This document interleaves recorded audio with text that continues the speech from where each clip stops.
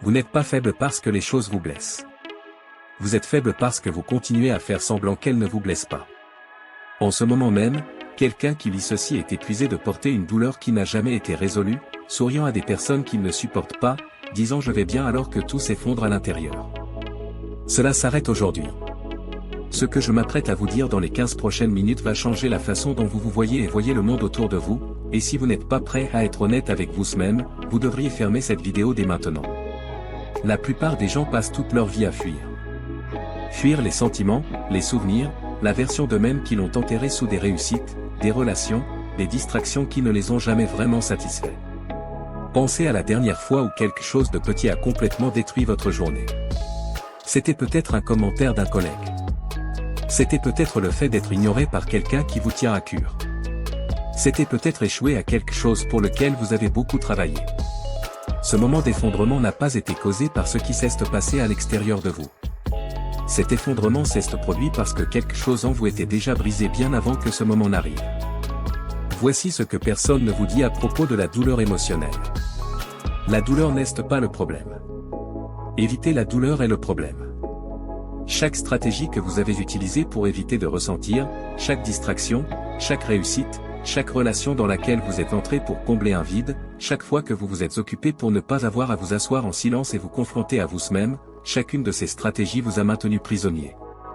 Et la prison n'a pas de mur que vous pouvez toucher parce qu'elle se trouve à l'intérieur de votre propre esprit. Pensez aux personnes que vous connaissez qui semblent réellement inébranlables. Pas celles qui jouent la force, pas celles qui se vantent de ne rien ressentir, mais celles qui avancent dans la vie avec une certitude tranquille que rien ne peut les briser définitivement. Qu'ont-elles que vous n'avez pas? La réponse n'est pas un meilleur passé. Beaucoup d'entre elles ont souffert davantage que vous. La réponse n'est pas de meilleures circonstances. Beaucoup d'entre elles ont commencé avec moins que vous.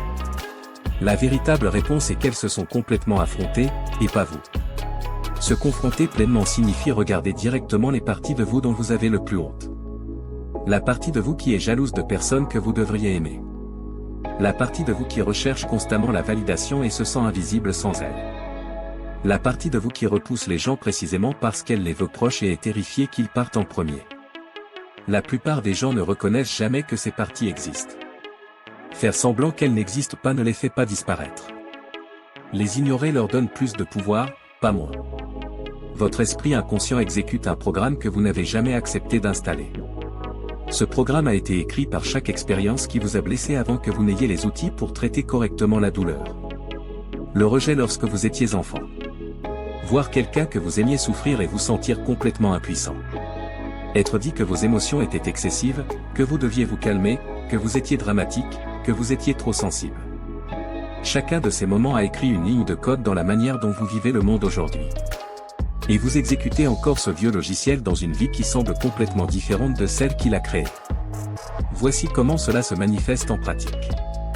Quelqu'un annule des plans avec vous et vous supposez immédiatement qu'il ne vous aime pas vraiment. Un collègue vous donne un retour constructif et votre corps se remplit de honte et de défensive. Votre partenaire reste silencieux pendant 1 heure et vous commencez à vous préparer émotionnellement à l'abandon. Ce ne sont pas des réponses rationnelles à ce qui se passe réellement. Ce sont des réponses à de vieilles blessures qui n'ont jamais guéri parce que vous ne vous êtes jamais permis de vraiment les ressentir. Les ressentir est exactement ce que vous avez évité.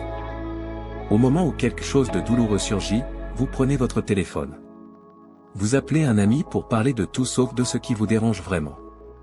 Vous mangez quelque chose, buvez quelque chose, regardez quelque chose, travaillez sur quelque chose, faites n'importe quoi pour éviter d'être seul avec l'inconfort. Ce schéma d'évitement ressemble à de l'autoprotection. Ce que c'est réellement, c'est de l'autosabotage déguisé de la manière la plus sophistiquée imaginable. La véritable force émotionnelle se construit dans les moments où vous choisissez de rester avec l'inconfort au lieu de le fuir.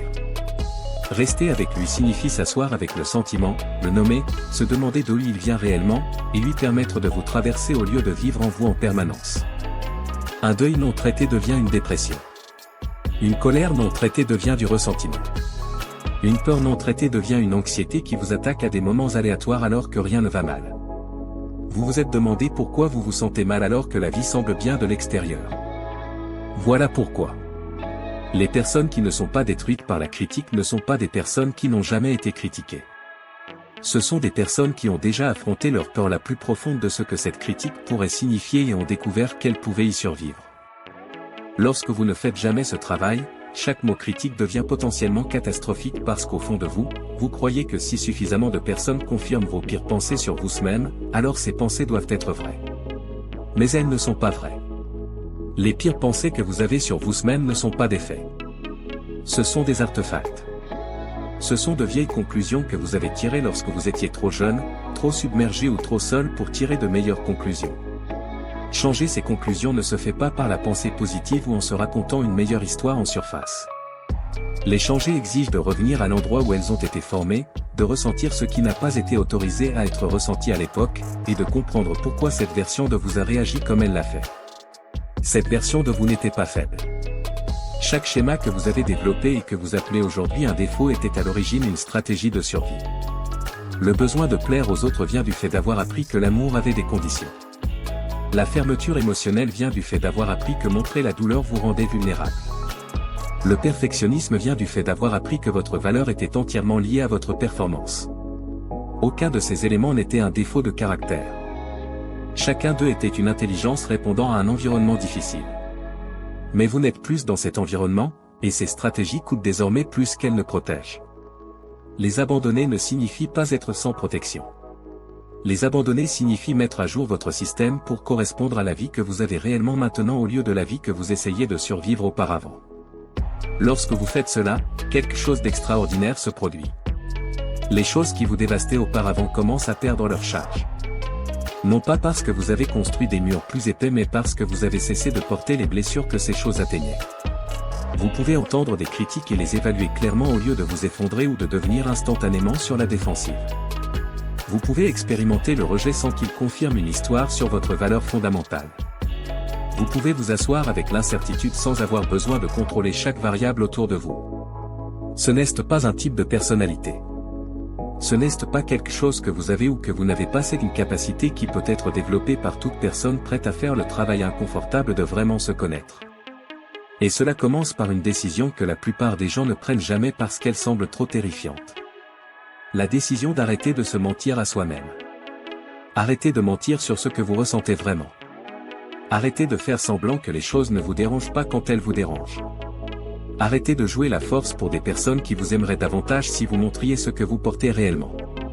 Arrêtez de mesurer votre progression émotionnelle par votre capacité à cacher vos réactions et commencez à la mesurer par votre capacité à les nommer honnêtement, à rester avec elles, et à choisir votre réponse au lieu de simplement réagir automatiquement. Choisir votre réponse est tout le jeu. En ce moment, vous réagissez principalement. Quelque chose se produit et votre système nerveux s'active avant que votre esprit ne traite ce qui s'est passé. Cela non plus n'est pas un défaut de caractère. C'est simplement la façon dont fonctionne un système non guéri. Guérir ce système ne demande pas de devenir quelqu'un que vous n'êtes pas. Cela demande de devenir pleinement qui vous êtes déjà, sans la peur, sans les masques, sans la performance.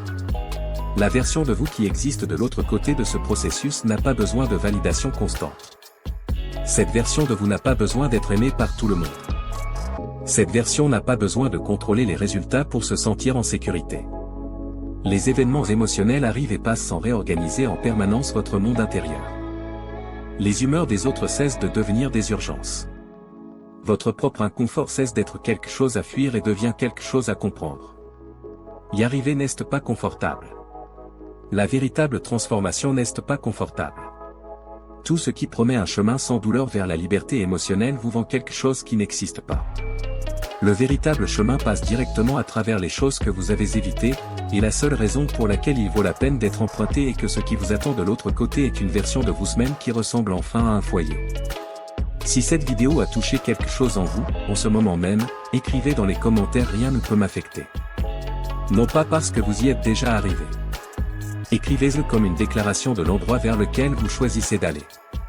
Et si vous voulez continuer sur ce chemin, abonnez-vous à cette chaîne parce que tout ce que nous construisons ici est destiné aux personnes qui sont enfin prêtes à arrêter de survivre et à commencer à vivre.